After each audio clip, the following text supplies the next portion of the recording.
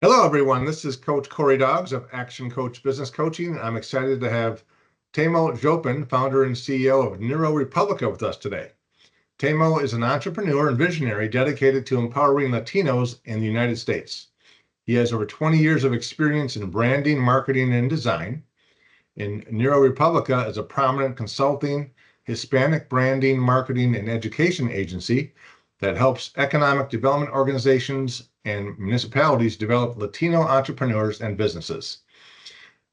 He had a role as a director of strategy for the Wisconsin Latino Chamber of Commerce, and he's played a pivotal role in its transformation into a statewide organization.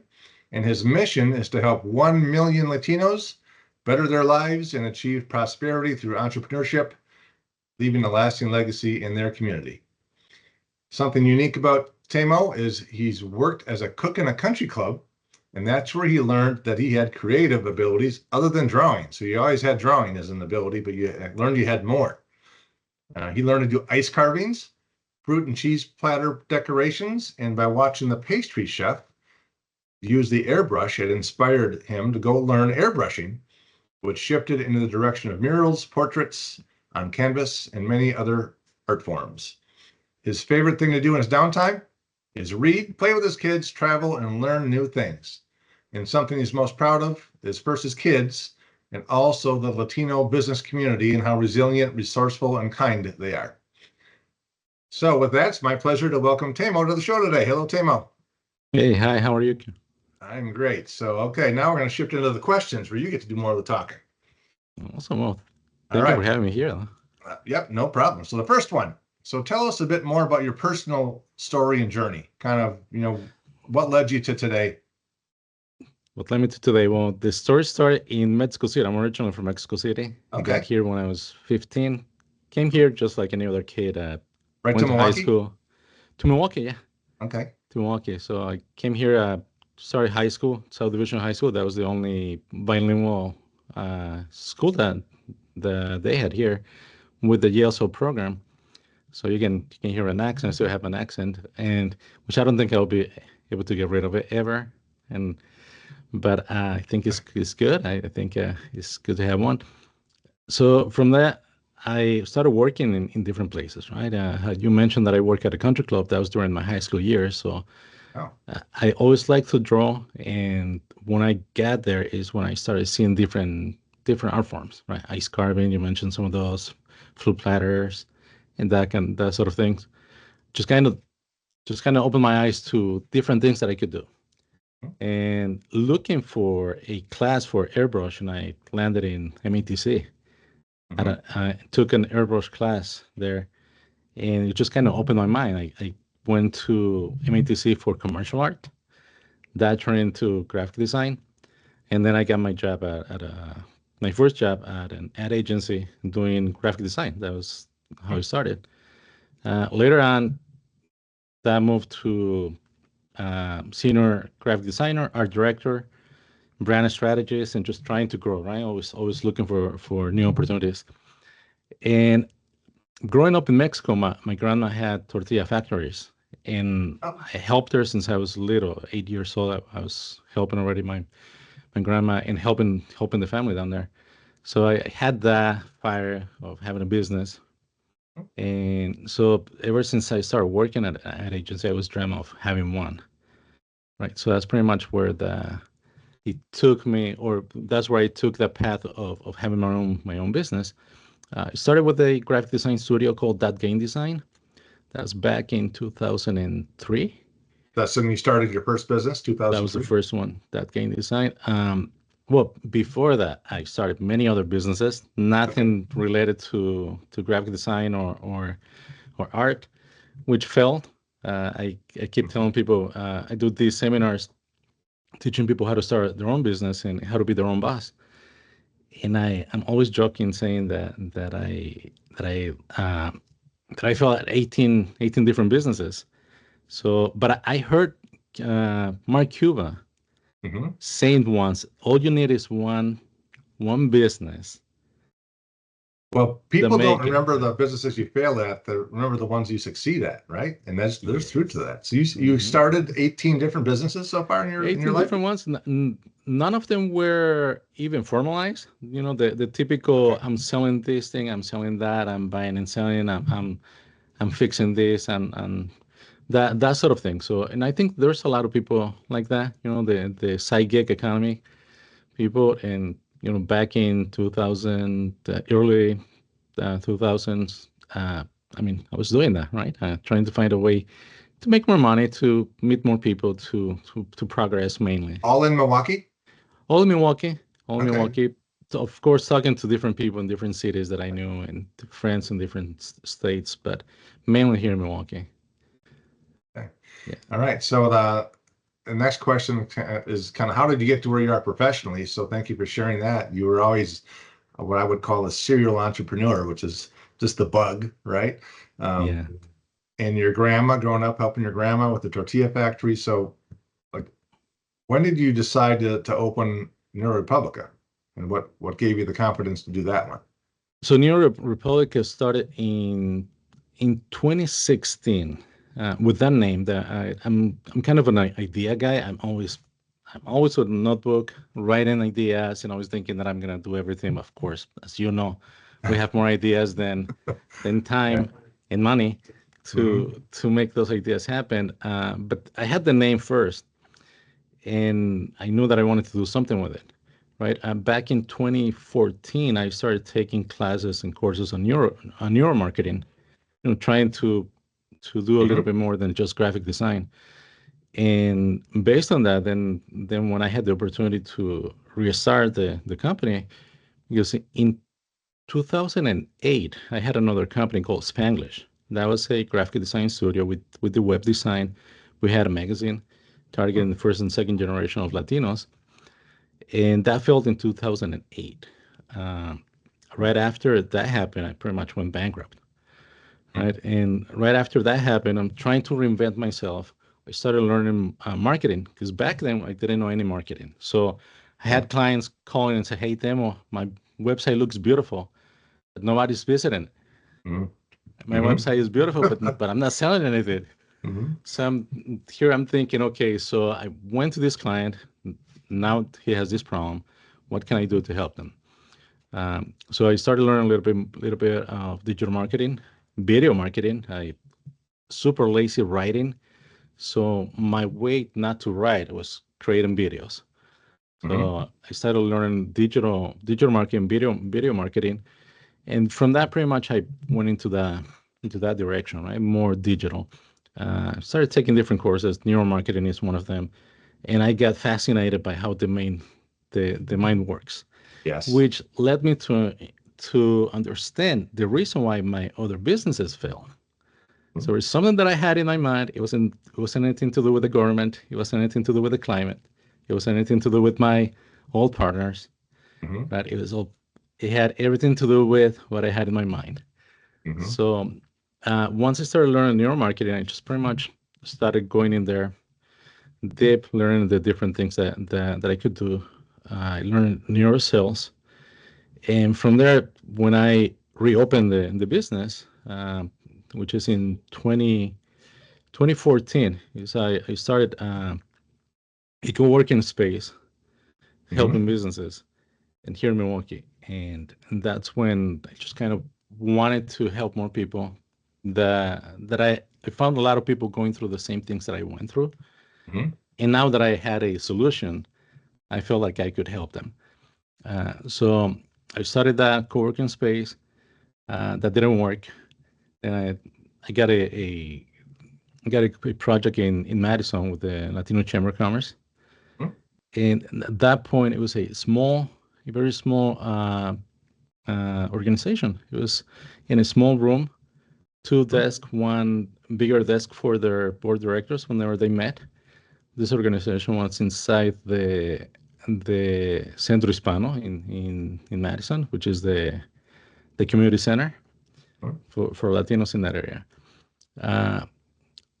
Once I got there, they had hired a executive director, and she had a vision. I mean, she had Big vision? big vision, and she wanted to build a building for the chamber. She's like, it is great that we're here in this community center, but I want a building for the chamber. I want a building for my business. I want to build them for the Latino entrepreneurs. And her vision, my vision, just kind of lined up. And I said, okay, so I can help. I can help. I can do pretty much anything that you need. I'm all in. And of course, what I knew was marketing. What I knew was branding. So we started this redesigning everything that the chamber had. Started with the logo, started with the vision, the mission, the branding. When you're doing brand, you're working from inside out, Mhm. right? So we found the voice of the chamber.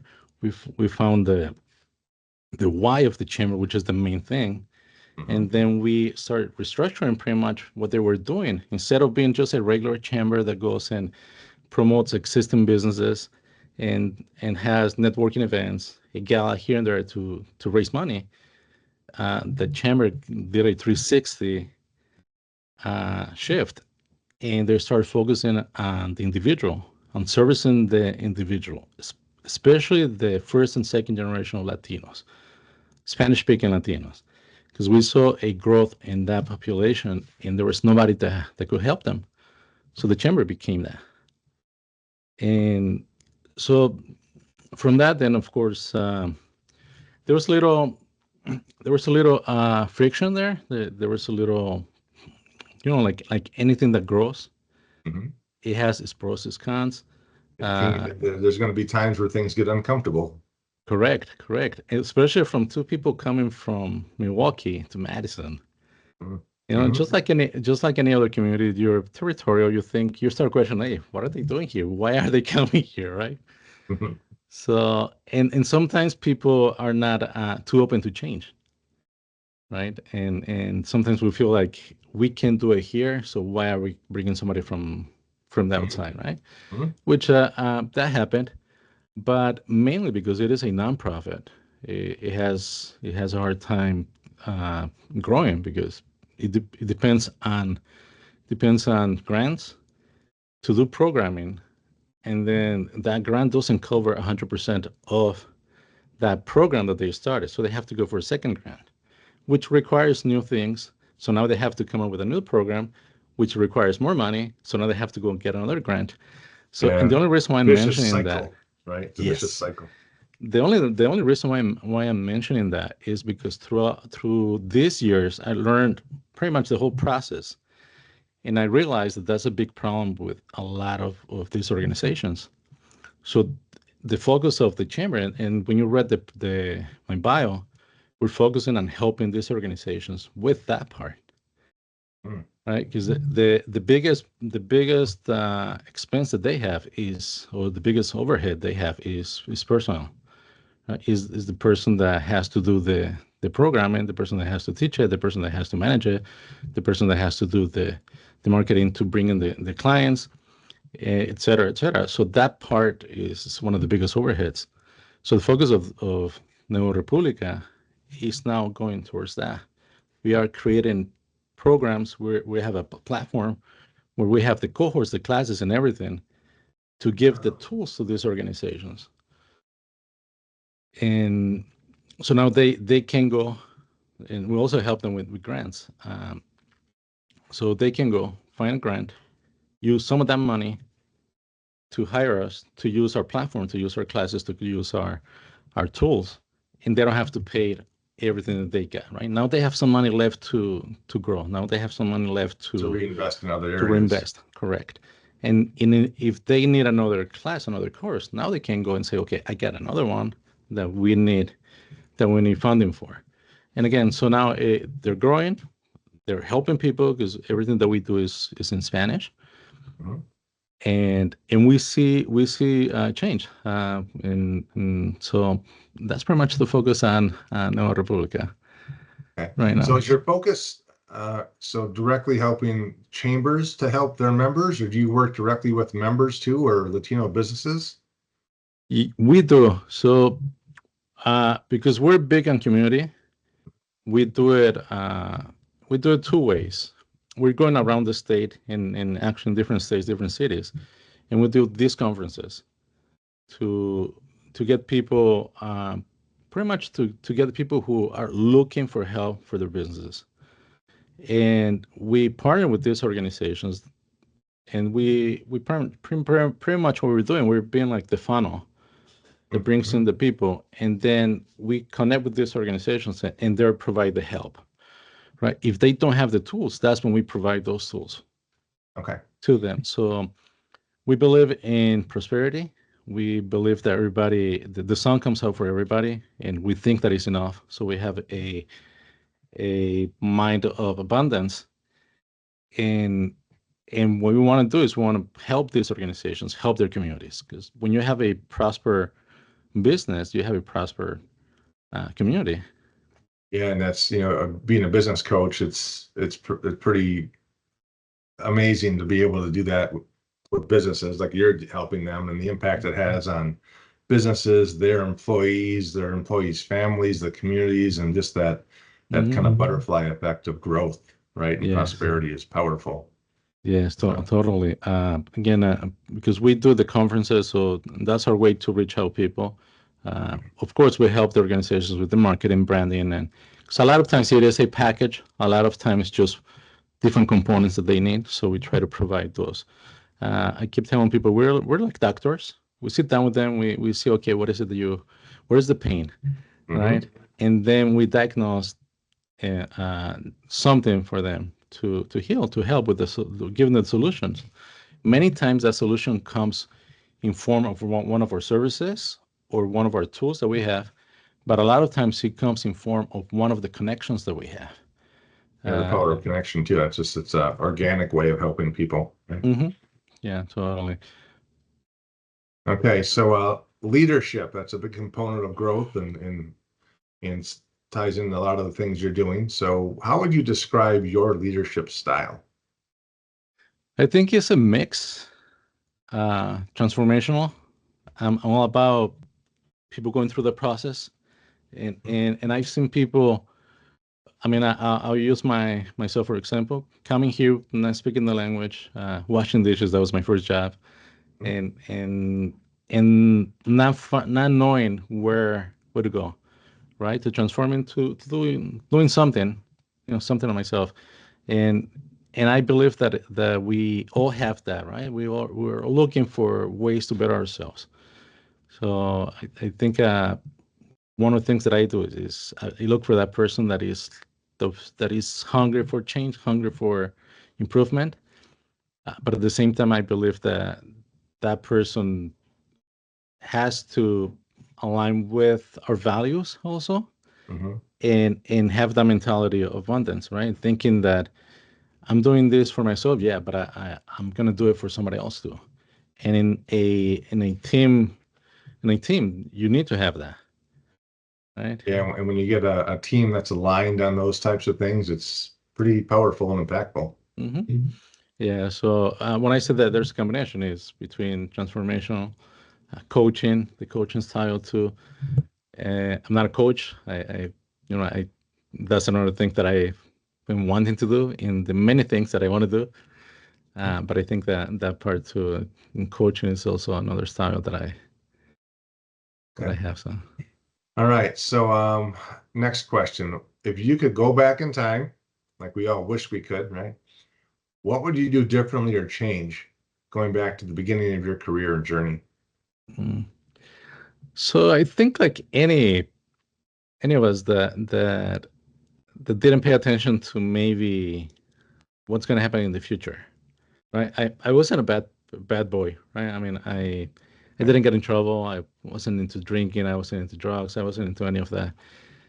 But I really didn't pay attention to what I wanted to do, and I didn't look for coaches. I didn't look for mentors.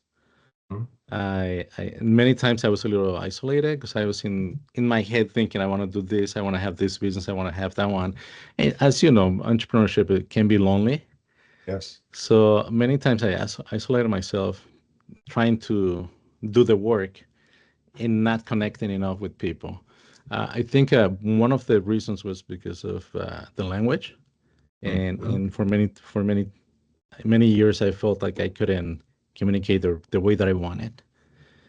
And so that's the reason why I wasn't going out there to network. I wasn't trying to talk to So as many people as I should. Mhm. So you lack some confidence, some communication confidence, which held you back, Totally. going back. Interesting. Yes, Mhm. yes, and I think a lot of it is also that confidence. It's also confidence. Again, it wasn't until recent years that I started paying more attention to my mindset and Neuro. fixing some of those things that I know now that from my childhood I need to go back and heal, right? I've been doing that, but I wish I knew that. I wish I knew that back when I was 21, right? Right. Because Yeah. I think that's the thing that I would change. Just finding a book that says how to heal your inner child or something like that. Well, that's we learn about that stuff too and use that in our coaching with our clients. Is that all those beliefs and limiting beliefs that we all have picked up along the way? Hmm. They're not true, but they're things that we hold to be true, and they hold us back, and they're not true at all. It's just something got in there somewhere along the way. It's like, man, yeah. So Yes, uh, and I didn't hear that growing up. Like being here, no, I saw people doing great things, but I didn't think that that could happen to me. okay. Uh, But the cool thing is that you can always learn more and fix it today, right? mm-hmm. And get better Totally. today. So, um, all right. So you're a founder and CEO of your own business, Neuro Republica. So what's a common myth that you want to dispel out there to people that say, "Oh, he's a business owner"? Well, people think that we're all about money.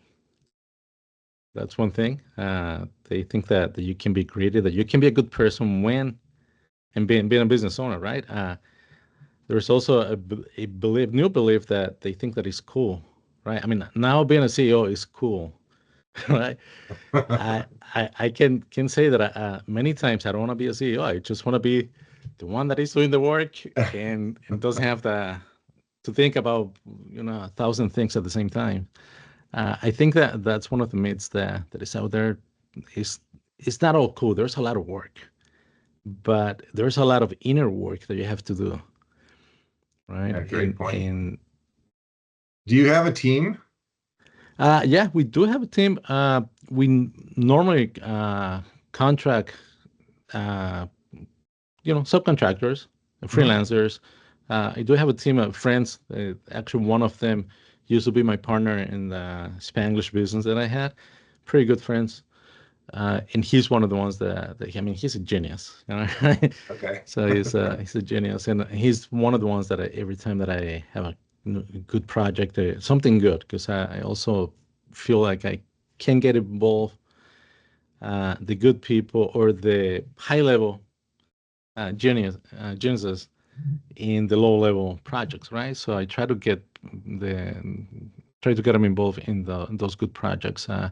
So besides him, there's a couple other people that I go to and that they help all the time. And Okay. Next question. What is one or a few of the most interesting insights you've learned or advice you've received in the recent past that you'd like to share today? um, I think it's that working on yourself mainly. Working on yourself. Yeah. Work on yourself. Yeah, you hear that a lot, and I think now it's a little more popular, right? Everybody's talking about the inner peace and working on you, and but not many people tell you what is it that you have to work on, And how? right? And how. Yeah, I see a lot of posts which are good, right? It's good that now you see a lot of posts, positive posts, and people telling you to love yourself. But again, they don't teach you how to do that. Taking a selfie, looking good is maybe it is a way to love yourself for some people. For a lot of people, it's not, right? Mhm. So I think that's the main thing. Work on yourself. I actually just put a post from Jim Brown. I don't know if you know who Jim Brown is. He's one of the philosophers that I follow for many years. But again, sometimes you have to go through different changes and mental breakthroughs to then start to understand the simple words and the wisdom that is in those simple words. So there's a quote that says, if something's wrong outside, it might be something wrong inside, right? And for things to change, you have to change. That's right. That's why they invented mirrors. Maybe that's not why, but yeah, look in the mirror, right? It's the first place you have to look. All right, next question. What is something new that you want to learn outside of work?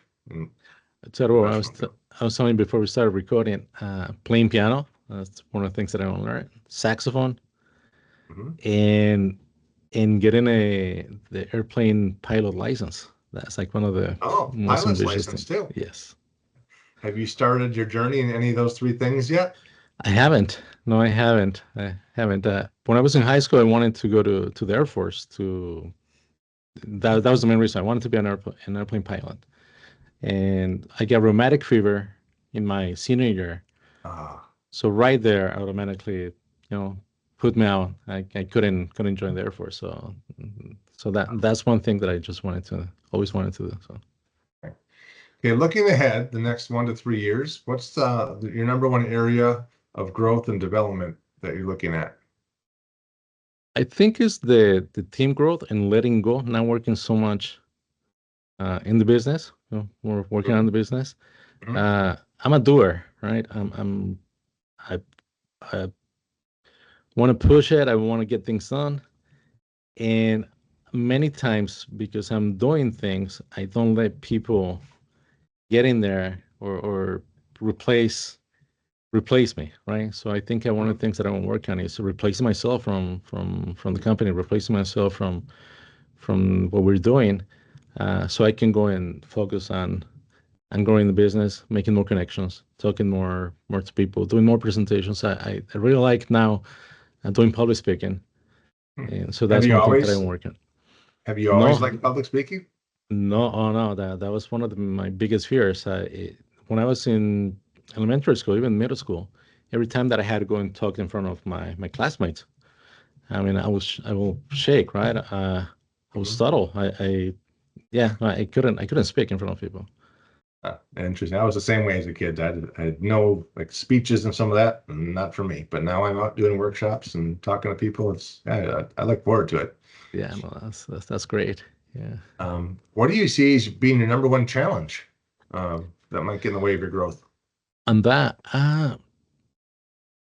hmm, I think the that part that feeling like I need to do the things myself, right? And I know, I mean, I'm aware of that. I've been working on that little by little, and I think the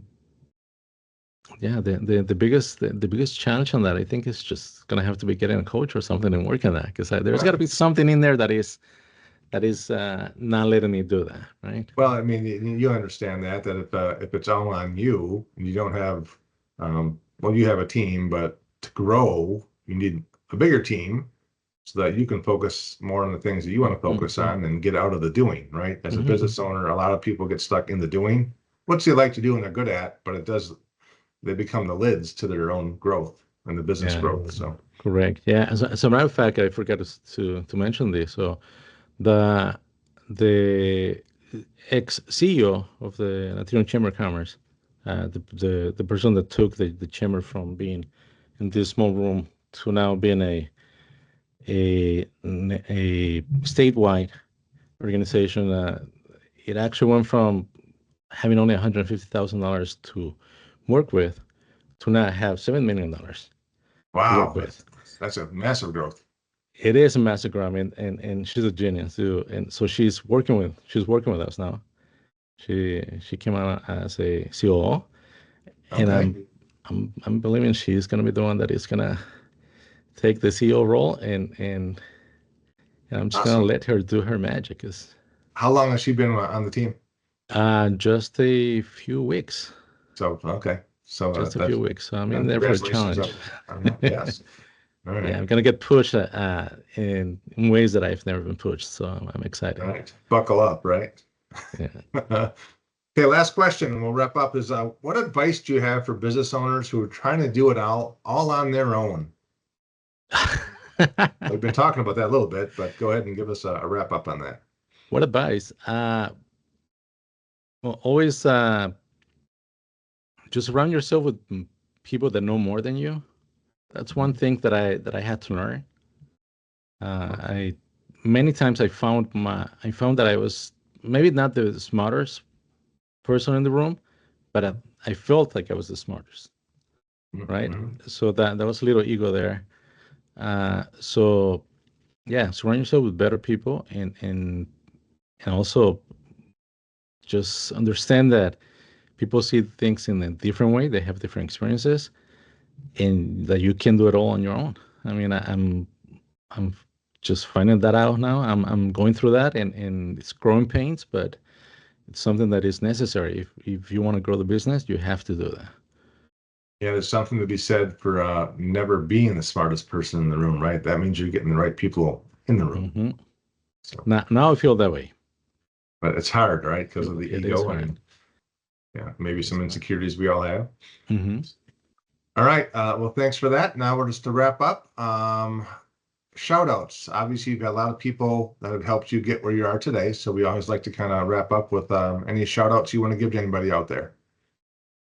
Yeah, there's a lot of people that have helped me.